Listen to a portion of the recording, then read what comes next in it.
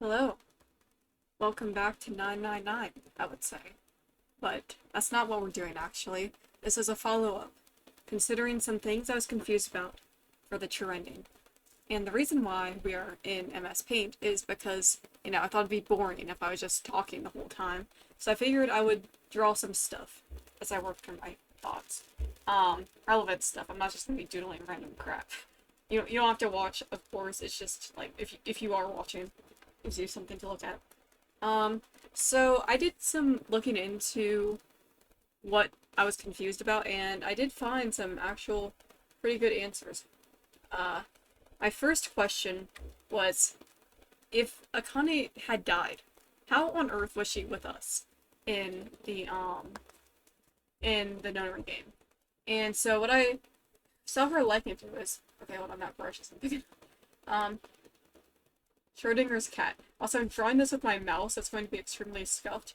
And, that comparison actually helped a lot. Um, so, she is simultaneously alive and dead. This is her. This cat right here. And that was, like, I don't know why, but that comparison actually helped me a lot processing that. And the reason why she was having some fevers and stuff is because in the other timeline, she was like getting closer to burning in the incinerator. And like every time we made a wrong choice, that's when that would occur. And when we ultimately failed to save her, that was when her temperature would when she would be like burned in the alternate timeline where she did die. That's why her body would just vanish. Because since we failed to save her, she failed to exist. And so she just like went poof out of nowhere. Another thing that I saw explained was that for the DS, wait, where's my cursor? Here, I'm drawing the DS right now. I used to have a DS when I was younger, and that was pretty awesome. I don't remember exactly what kind. I know there were certain kinds, but so there's a top screen and a bottom screen on the DS basically, and on the top screen for this game, on the DS, that's where all of Junpei's stuff would go. That's what we would know as adventure mode. It would only show like dialogue, sprites, all that stuff. Wow, I messed up that eye. And on the bottom, that's where narration and stuff would go. That you would see in novel mode. But since, this is a port on a newer screen, they couldn't really do that, so that hence the switching between the modes. And I also heard that, you would also solve the puzzles on the bottom, which is indicating that Akane was actually like, sending her perspective and solving the puzzles for Junpei and transmitting that. But in the final puzzle, that really weird, confusing one that I had to cheat through hints, it used to be like a reverse Sudoku. Like you had to turn your device upside down so that the top screen was actually the bottom screen, the one that you can input stuff on. So you were like doing the puzzle finally in Junpei's perspective because he was actually doing it, which was really cool to me. And my last order of business is like I was really confused as to why Santa and Akane they weren't the transmitter and receiver between each other, but apparently that's like based on bond, I believe. And usually you're very close to your siblings. And there was an exception in this case because they were like childhood friends with crushes on each other and stuff. And besides that, hold on, can I just erase everything?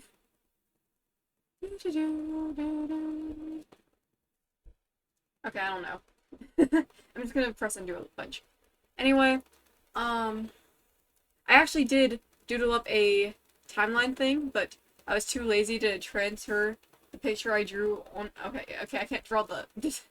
I can't erase the cat anymore. Hold on, I found my eraser.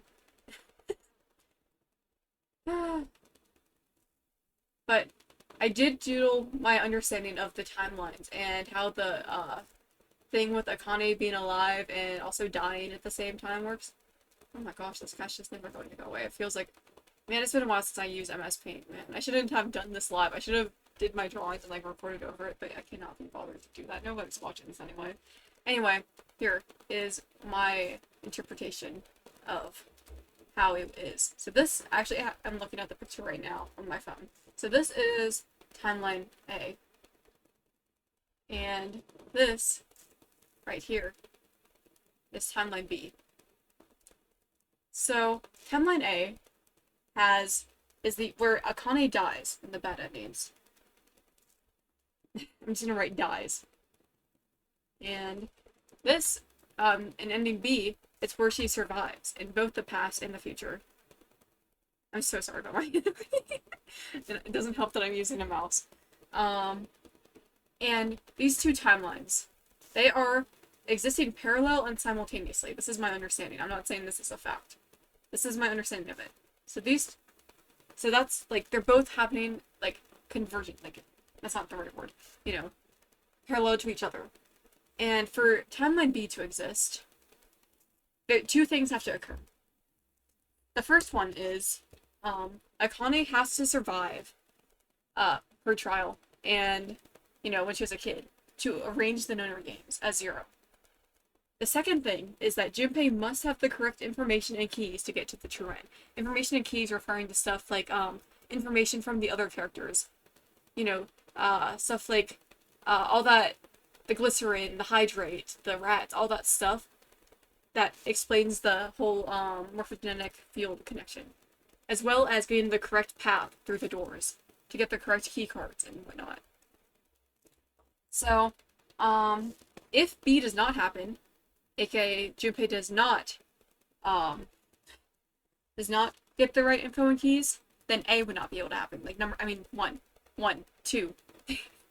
Sorry, I'm explaining this so poorly, but, like, if Junpei does not get to the true end, then he would not be saving Akane. In turn, if Akane does not survive, then she would not be able to arrange the games and save herself. So it's basically like a loop, kind of time paradox thing. If one does not happen, the other cannot happen. So they both must happen. And if one does happen, the other will happen. I'm trying to draw in, like, an arrow. Never mind, here. Just, that's good enough.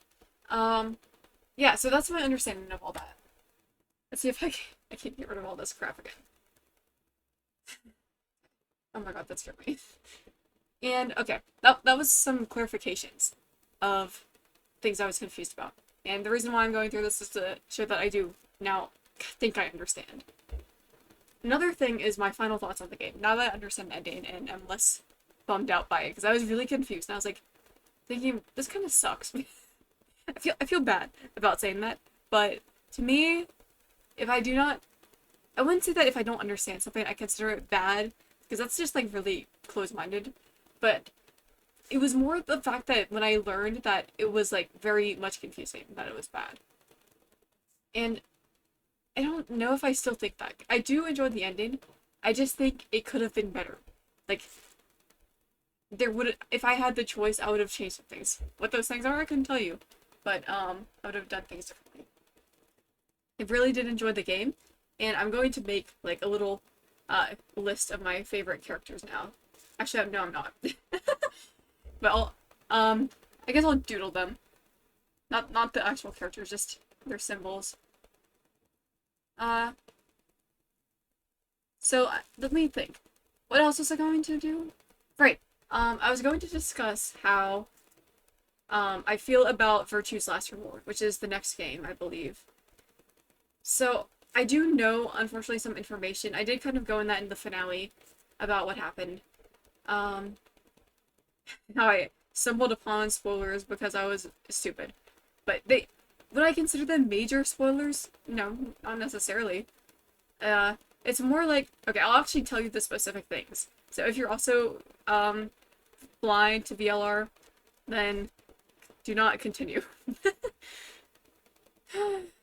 Basically, one thing I know is that Clover does appear in the next game.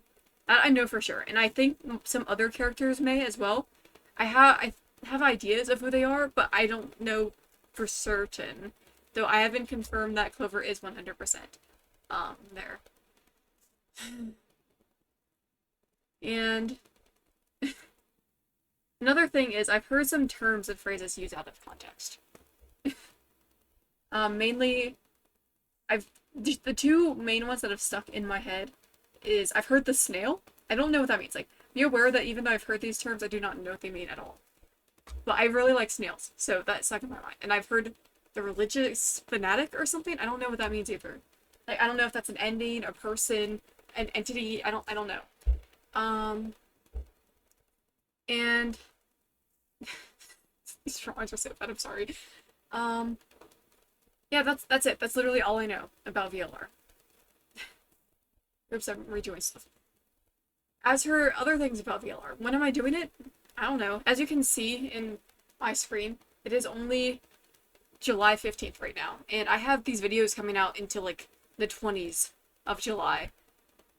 So I think in my time I will be taking a few days before I begin it, but it should be coming out right after this video. Like the first episode would probably be coming out directly after this one.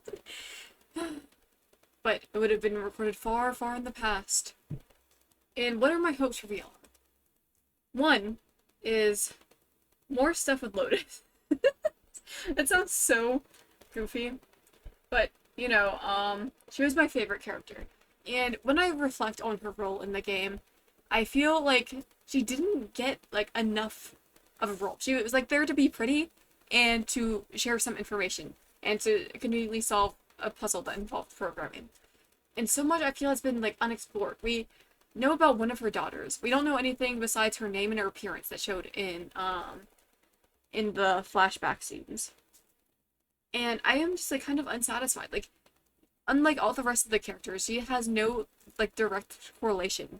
Her daughter was in the games, but she herself has no idea of any of that crap. And I just feel kind of unsatisfied with that because I just love her so much and I want her to have like a more major role. So I hope either her or someone directly related to her, like maybe one of her daughters, maybe like a friend of hers or something, someone who knows her. I hope they are in VLR. Another thing I hope for is, I hope for, how do I phrase this? Just a more cohesive ending. Like I said, I have kind of mixed feelings about 999's ending. I did ultimately come around to liking it after doing a lot of research, which, um, is a bit embarrassing, but it wasn't as satisfying as I'd like it to be. I really am hoping that whatever the true, like, ultimate ending of the game of VLR is, I hope it is more satisfying to me personally. It's hard to say that for sure though, because like I know nothing about it besides like the three little details that I already mentioned. The third thing is I'm actually hoping for new characters. Like as I said, I do know that Clover and potentially a few others will be reappearing, but I would be really dissatisfied if it was all the same cast. I would like to see some new characters and new dynamics and new rooms and a new environment, just a lot of new stuff. New setting. Okay. And the fourth thing I would like in VLR is new puzzles. I feel like that's obvious, but when I say new puzzles, I mean different systems and stuff. Because I was really not a fan of hexadecimal, and although I know asking for no math in a game about numbers is a bit absurd, I had so much trouble with that. So I'm hoping less math, if that's not too unreasonable. And like a game series I really like that is like a bunch of escape rooms is Cube Escape. And the puzzles are pretty varied. It's a lot of point and click stuff, and there are like a few traditional stuff, like a few traditional type puzzles. There are like sliding puzzles, which you know everyone loves, but there's also like a lot of quirky, strange stuff. Like there's a lot of things that I feel like made sense in the puzzles, like nothing outlandish happened. I feel like the weirdest, like for the combination feature, you didn't even have to combine many weird things. Most of the combinations ultimately like made sense. I think the weirdest one is using a piece of frozen chicken to crush dry ice. That seems a bit strange to me, but like they did make a point about how hard it is, so I guess not.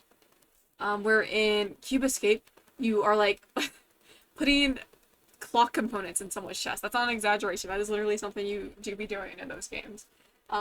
And I'm not necessarily hoping for that.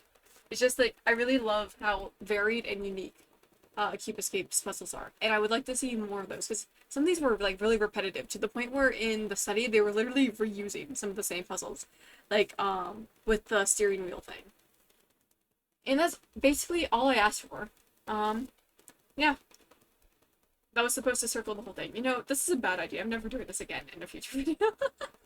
But yeah, that's my little bonus episode for 999 because it's been living in my head constantly. Uh, I don't know how to finish this, just like the same as always, I guess. Thank you so much for watching. I'm sorry this was like, you know, very rambly, kind of messy. It's not supposed to be perfect. I literally just did this on a whim on what even is it? It's Wednesday night. So, yeah, maybe if I do something similar again, I'll be more organized, but no promises. Anyway, thank you so much for watching. I hope to see you in the next one when I start VLR. Oh crap, I did not mean to perceive that. That was so scary. Okay, goodbye for now.